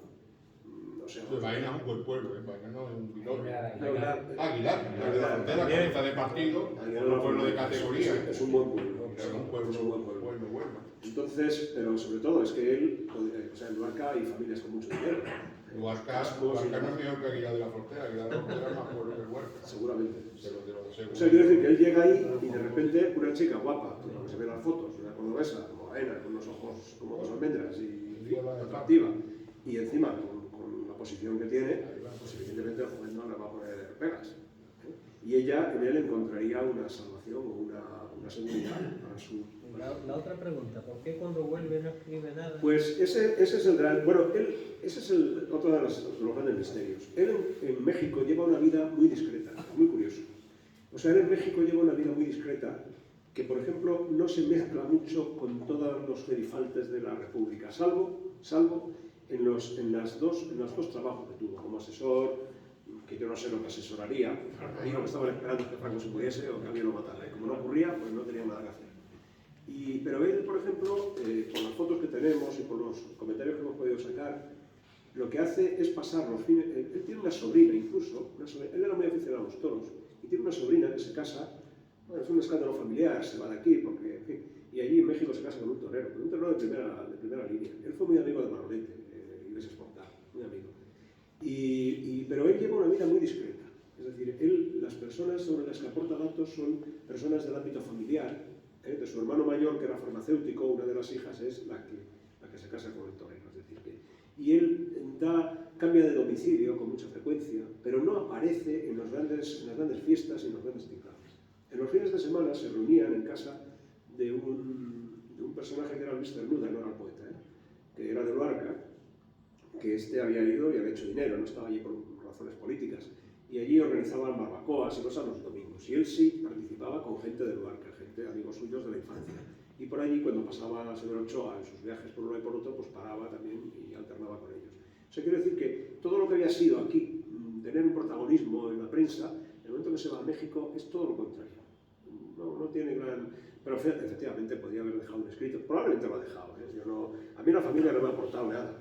A mí la familia no me ha aportado, con la excusa, no, es que mi madre no quería saber nada de eso, lo quemó todo. En las familias siempre queda alguien que sea... Y más cuando ha sido una persona... O sea, como anécdota, yo empecé hace muchos años a hacer un estudio sobre parlamentarios asturianos, 1834-1939, 105 años, 300 personajes en la base de datos. Y entonces me encuentro con uno de ellos, que había sido un industrial en Madrid, muy amigo de Blasco Ibáñez, con lo cual ya sabemos todo por dónde iba. Su hijo le propinó un puñetazo al jefe superior de policía de Madrid en la M30, en el hemiciclo, o sea, el pasillo que rodea el hemiciclo en las Cortes, le rompió la mandíbula, o sea que sabemos de quién estamos hablando. Y bueno, yo contacto con dos señoras que son descendientes, y claro, las alertaron, y no quiero saber nada, Una de mis fuentes siempre es la familia, porque siempre en las familias hay uno que recopila historias y que muchas veces, sin que tenga categoría de documento, pero te habla abren los ojos para investigar.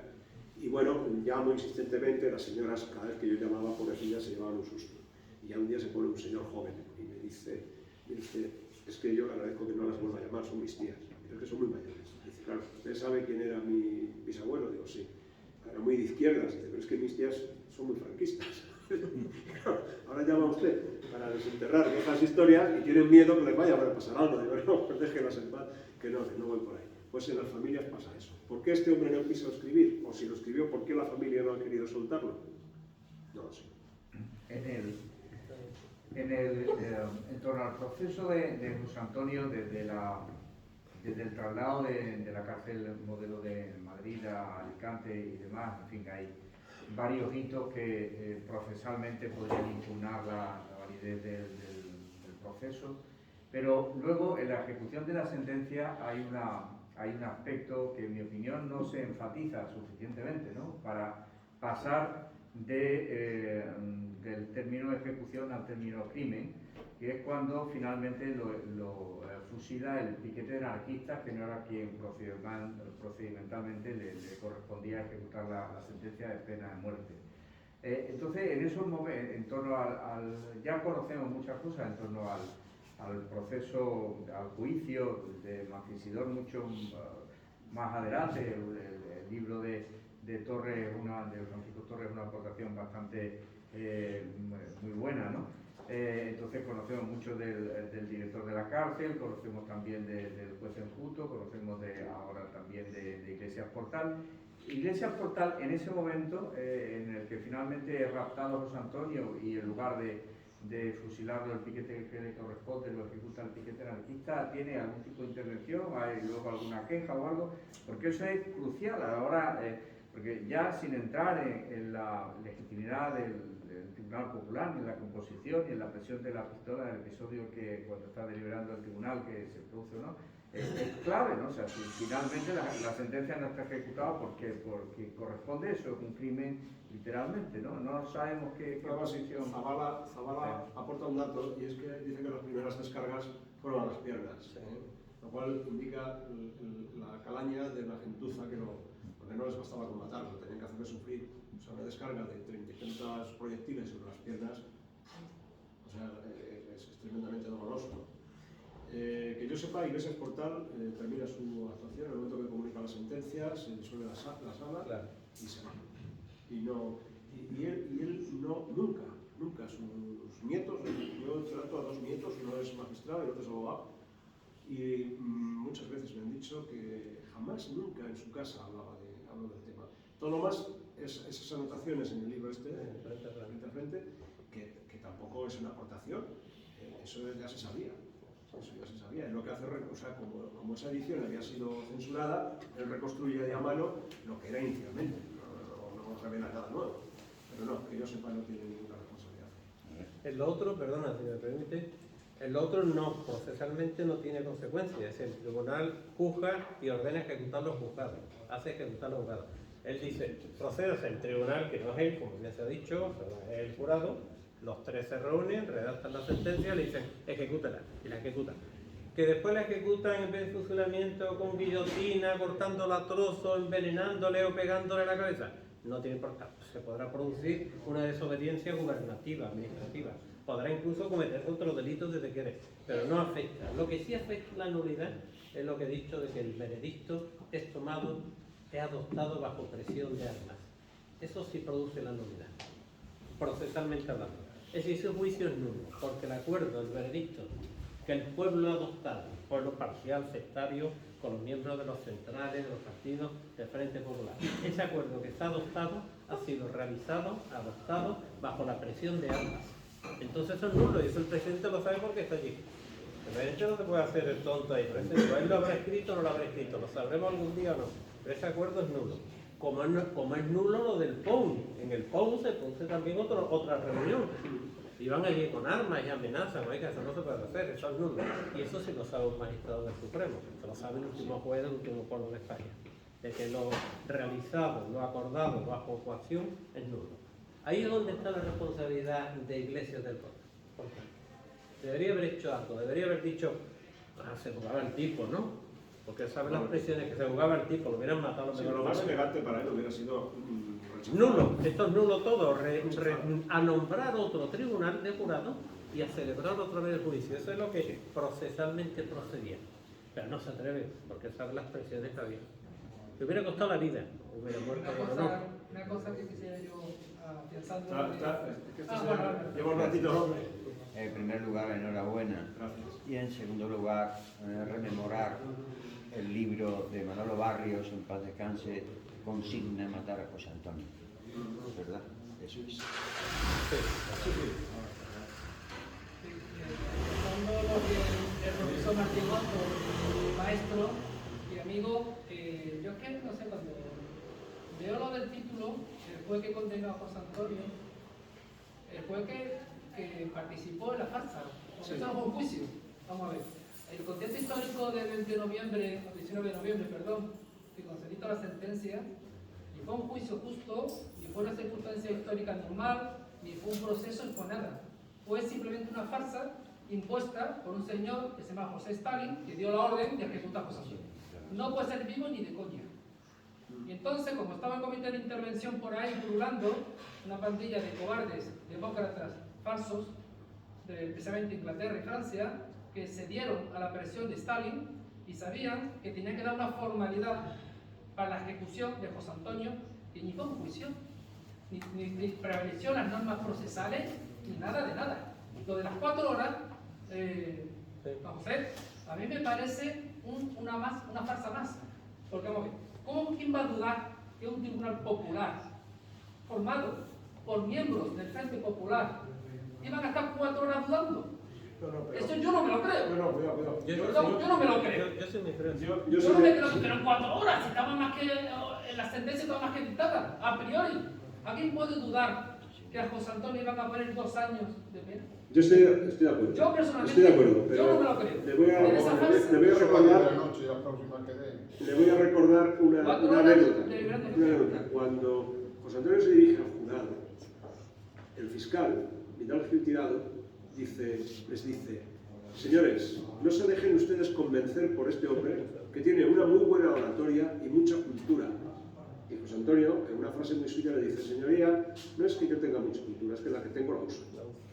Muy bien, muchas gracias. Disculpadme que son casi las 10 de la noche y el tema nos apasiona a todos, porque todos somos enamorados de la historia, del personaje, con todo. Muchas gracias.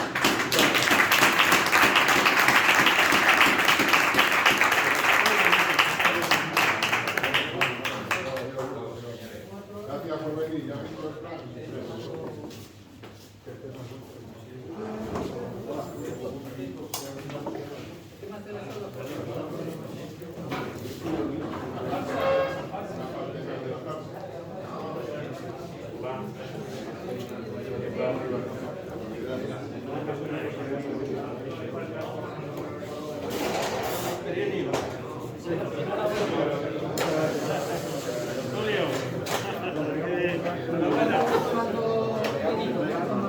No, esta gente no hizo esa falta. Yo estoy convencido de que hubo un juego de esa valencia, porque había artistas que eran buenos, que tenían corazón, tenían sentimiento. 4 horas no hace nadie una falta. Media hora, 2 horas ya está bien, ¿no? ¿Quién hace una falta 4 horas? ¿No le llamaron de aumentar el dolor y el Carrillo, en la reunión de Valencia preparando su misión, Carrillo le garantiza que va a haber un empate. Santiago Carrillo ha llegado a la orden de Moscú y tal, pero va a haber un empate. Y no, porque desconfiaban de los anarquistas. Va a haber un empate y ese empate lo van a romper los comunistas, no os preocupéis, al final.